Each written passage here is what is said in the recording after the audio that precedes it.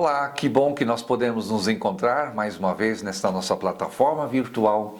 E para mim é um grande prazer, uma alegria poder compartilhar a palavra do Senhor contigo. Na nossa casa nós temos algumas tradições que eu já trago desde a minha família, quando eu era criança. Por exemplo, na nossa casa sempre havia uma regra ou uma tradição de que todas as nossas refeições nós iniciávamos com uma oração de agradecimento a Deus, né? Então era uma oração à mesa. Ou, por exemplo, uma outra boa tradição que eu trago de casa é que na hora da refeição a gente não usa o celular, não acessa o celular, então o celular não vem junto para a mesa.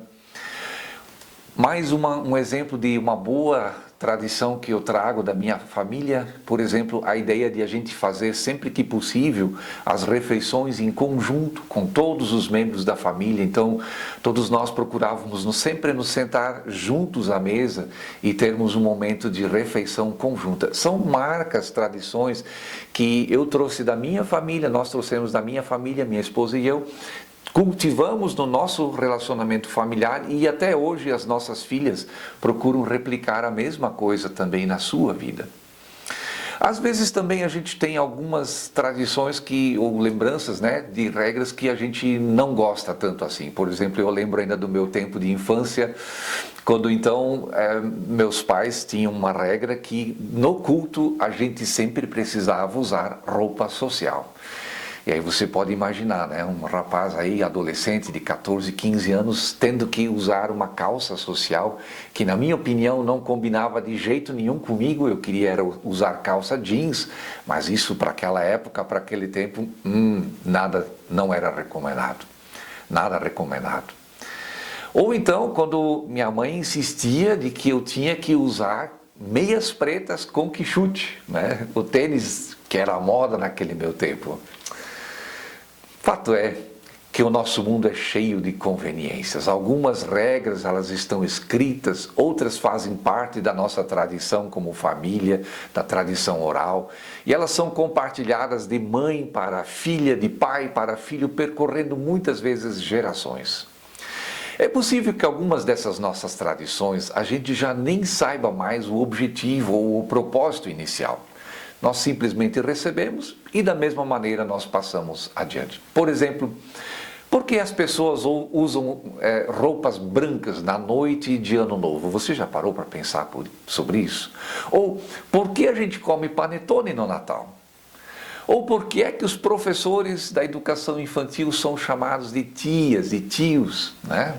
Eu acredito que todos nós, em algum momento, nós somos ensinados a seguir certas regras, tradições, talvez na nossa família, nas nossas igrejas ou mesmo na nossa comunidade, certas práticas que a gente segue sem questionar. Para muitos, tradições podem ser vistas como essenciais para a fé, para a vida em comunidade ou mesmo até para a vida espiritual.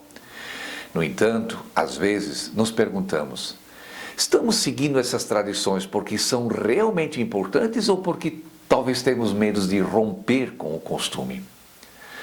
Muitas vezes estamos tão presos a essas tradições que não paramos para considerar o que é que Deus realmente deseja de nós.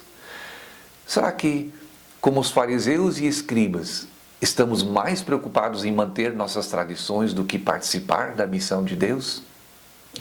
Quero convidar você a abrir a sua Bíblia e ler o texto bíblico previsto para o tema de hoje. Eu coloquei como tema para a nossa prédica o que é que trava a missão.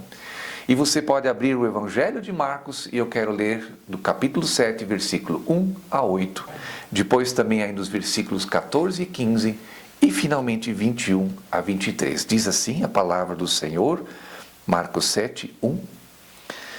Os fariseus e alguns escribas, vindos de Jerusalém, reuniram-se em volta de Jesus e eles viram que alguns dos discípulos de Jesus comiam pão com as mãos impuras, isto é, sem lavar. Porque os fariseus e todos os judeus, observando a tradição dos anciãos, não comem sem lavar cuidadosamente as mãos. E quando voltam da praça, não comem sem se lavar. E há muitas outras coisas que receberam para observar, como a lavagem de copos, de jarros e vasos de metal, e inclusive a própria cama. Os fariseus e os escribas então perguntaram a Jesus: por que é que os discípulos não vivem conforme a tradição dos anciãos, dos mais velhos, mas comem com as mãos impuras? E Jesus respondeu: bem que profetizou o profeta Isaías a respeito de vocês, hipócritas, como está escrito: este povo me honra com os lábios, mas o seu coração está longe de mim. E em vão me adoram, ensinando doutrinas que não são preceitos, aliás, ensinando doutrinas que são preceitos humanos. Rejeitando o mandamento de Deus, vocês guardam a tradição humana. Pula agora para o verso 14. E convocando Jesus outra vez a multidão, ele disse: escutem todos e entendam. Não existe nada fora da pessoa que, entrando nela, possa contaminá-la. Mas o que sai da pessoa, isso é o que a contamina. E leio também ainda os versículos 20 e seguintes. Assim Jesus considerou puro todos os alimentos e dizia: o que sai da pessoa, isso é o que contamina. Porque de dentro do coração da pessoa é que procedem maus pensamentos, a imoralidade sexual, os furtos, os homicídios, os adultérios, a avareza, as maldades, o engano, a libertinagem, a inveja, a blasfêmia, o orgulho e a falta de juízo. Todos esses males vêm de dentro e contaminam a pessoa. Para mim chama muito a atenção que esse texto que nós acabamos de ler, ele está num claro contexto de missão. Porque se você ler um pouquinho os textos anteriores, você vai perceber que Jesus acabara de multiplicar os pães e tinha alimentado uma multidão de mais de 5.000 pessoas. E agora Jesus tinha despedido a multidão e ele envia então os seus discípulos a atravessarem uma parte do mar da Galileia até uma localidade chamada Genezaré. Mas o povo percebe o movimento do barco e eles acompanham o barco pela margem. E quando eles desembarcam, há uma multidão de pessoas em busca de ajuda. Você pode ler comigo o capítulo 6, o versículo 56, que é o anterior ao nosso texto. E ali diz: onde quer que Jesus entrasse, nas aldeias, cidades ou campos, as pessoas traziam os seus enfermos nas praças, pedindo que Jesus os deixasse tocar ao menos a borda de sua roupa. E todos os que tocavam na borda da roupa ficavam curados. Então você pode imaginar o contexto de fadiga, de cansaço na qual Jesus e os seus discípulos se encontravam. E nessa hora, fariseus e escribas vindos de Jerusalém chegam até Jesus e questionam Jesus acerca dos seus discípulos que comem pão sem lavar as mãos. Sinceramente, na primeira leitura que eu fiz aqui desse texto bíblico, eu pensei: clássica pergunta de quem não tem o que fazer. Você está cheio de trabalho, exausto, se vendo aos 30, como a gente diz, para atender tantas pessoas que necessitam de ajuda. E aí vem uns caras almofadinha, né? Perguntar: por que é que os discípulos não comem sem primeiro lavar as mãos? Ora, é muita cara de pau, você não concorda comigo?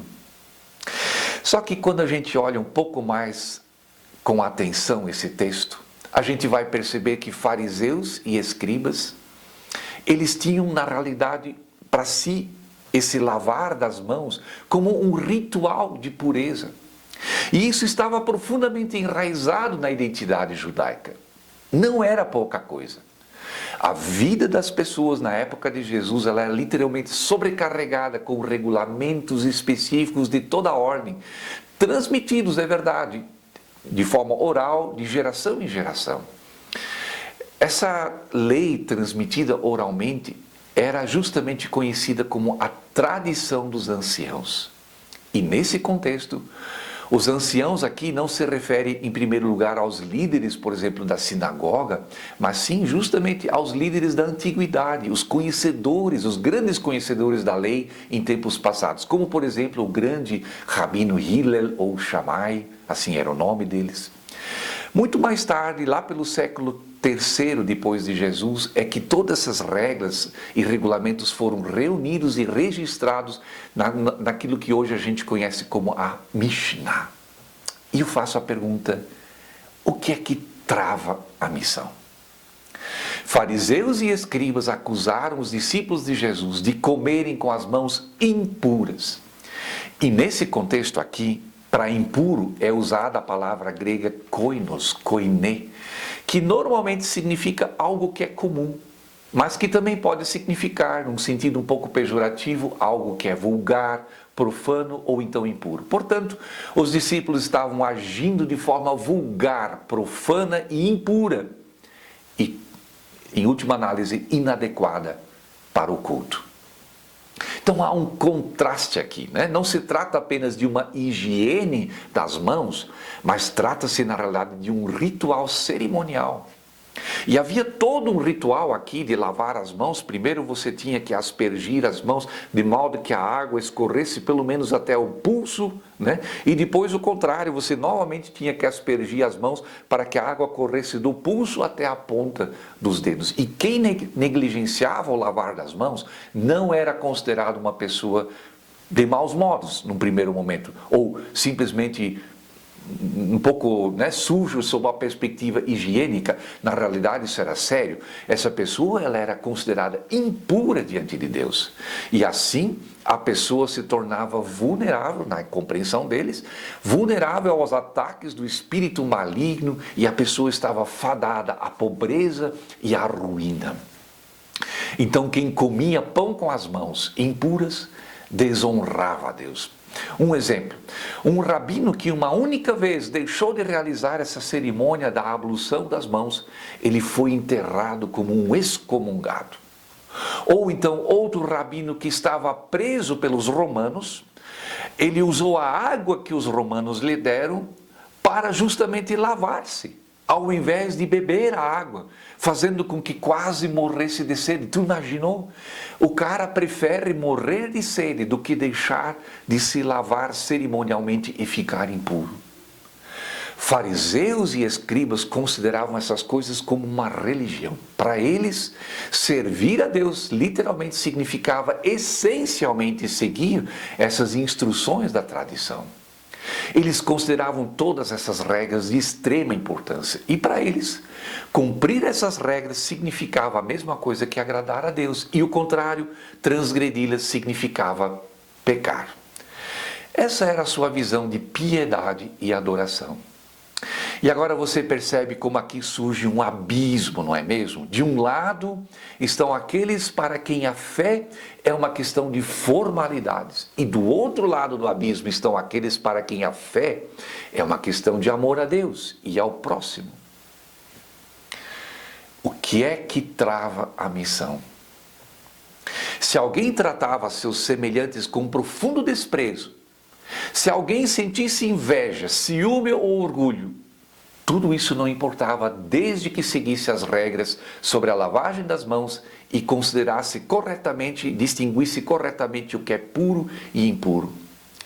Se você tem uma Bíblia católica, você pode ler, por exemplo, em 2 Macabeus, capítulo 7, uma história dramática de um martírio de 7 irmãos e sua mãe, porque a família se recusou a comer carne de porco que os romanos estavam oferecendo.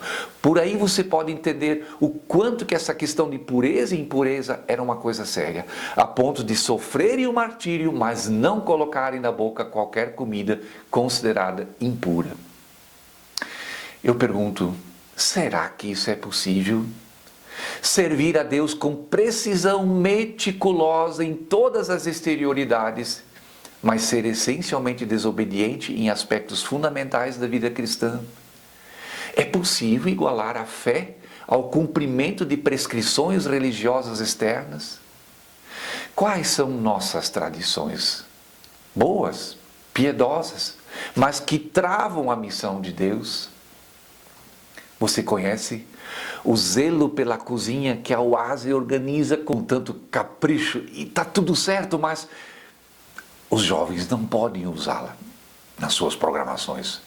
Vai, na realidade, né, fazer muita bagunça. Ou então, às vezes, a insistência em cantarmos no culto apenas aqueles hinos bem tradicionais.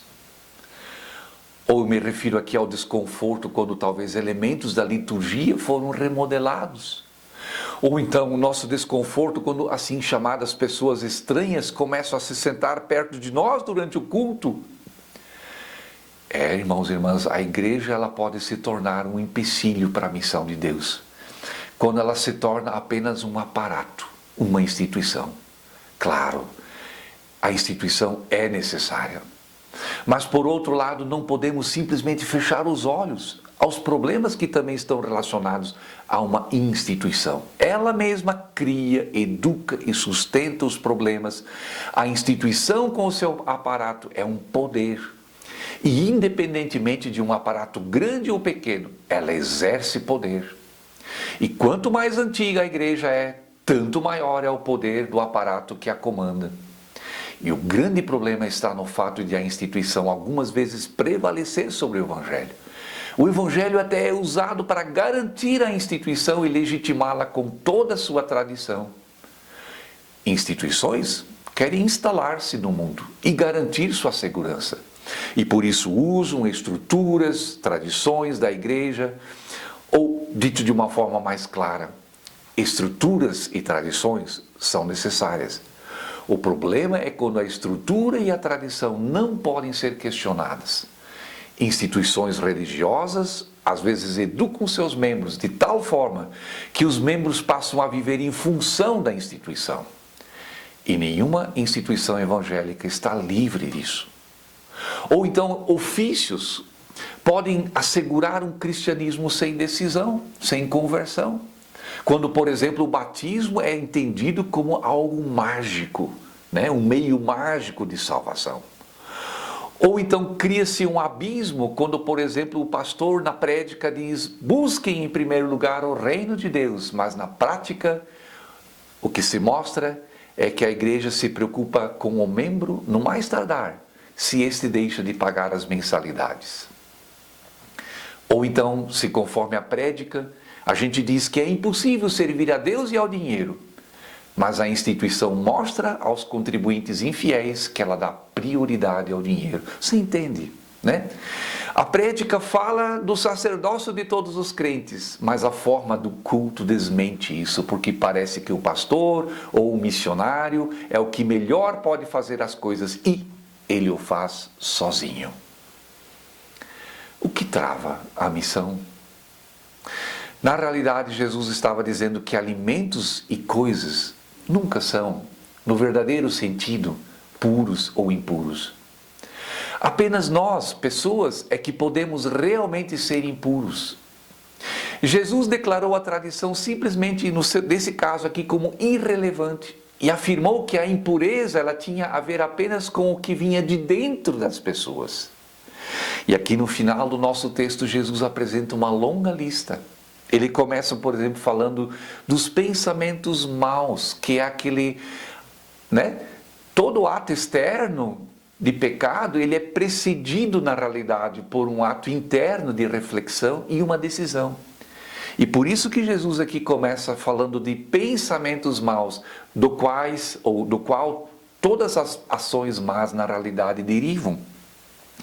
A segunda palavra que Jesus usa aqui é a impureza, se referindo aqui a todo tipo de pecado na área da sexualidade, a palavra grega que é porneia, dali vem a nossa palavra pornografia, por exemplo. E Jesus também cita o roubo, né? Interessante que no grego tem duas palavras para roubo. Um é aquele do assaltante de estrada, como Barrabás, por exemplo, né? E eu diria que um assaltante desse tipo, ele poderia, apesar de ser um cara fora da lei, ser considerado pelo menos uma pessoa corajosa, né? Porque ele tinha que passar a mão ali, né, num viajante. O outro tipo de ladrão é o ladrão como Judas, um trapaceiro, um cara assim desonrado, que nem mesmo precisa de certa coragem como por exemplo o assaltante de estrada. Jesus se refere aqui a esse segundo. Jesus ainda menciona também o assassinato, o adultério, nem precisa de explicação, né? E ele fala da avareza, que é desejar ter sempre mais, é cobiçar, né? Essa palavra caracteriza uma mentalidade de uma pessoa que tenta se apossar do que ela não tem direito, para depois não necessariamente acumular como um avarento, mas para gastar na satisfação de seus desejos. Então não se trata apenas do desejo por ter mais dinheiro ou bens materiais, mas é na realidade um desejo por poder, um desejo insaciável, né? É a ganância do coração de pessoas que buscam sua felicidade exclusivamente no que é material e não em Deus. Jesus também fala da malícia. E ele se refere aqui a algo intrinsecamente mal, podendo ser pessoas ou também coisas que são ativamente malignas. Alguém que deseja causar dano aos outros, que é experiente em todos os crimes e está disposto a causar mal a qualquer pessoa. Então, essa pessoa não apenas corrompe a si mesma, então não é só a pessoa má que é ruim, mas corrompe também aos outros. Interessante que a Bíblia usa essa palavra para designar o próprio Satanás, né? Então não há pessoas piores do que aquelas que fazem a obra de Satanás e que não apenas são más, mas também procuram tornar outras pessoas más. E Jesus cita aqui na lista também a fraude, o dolo, né, que significa aquela malícia da trapaça, do engano, de preparar uma armadilha, né, como por exemplo na história de Troia, por exemplo, né, um amigo, um presente de grego, como a gente diz, né? E Jesus cita também aqui a devassidão, essa aversão a toda disciplina e a toda, né, atitude de pessoas que não toleram viver com restrições, se entregam aos caprichos que a sua desfaçatez lhes dita, né? Então, são pessoas que não conhecem decência e nem modéstia. Então, enquanto as pessoas más procuram esconder os seus pecados, essas pessoas aqui não conhecem arrependimento e chocam os seus semelhantes com a sua falta de vergonha. Um bom exemplo da Bíblia é a rainha Jezabel, a esposa de Acabe. Jesus também cita aqui a inveja.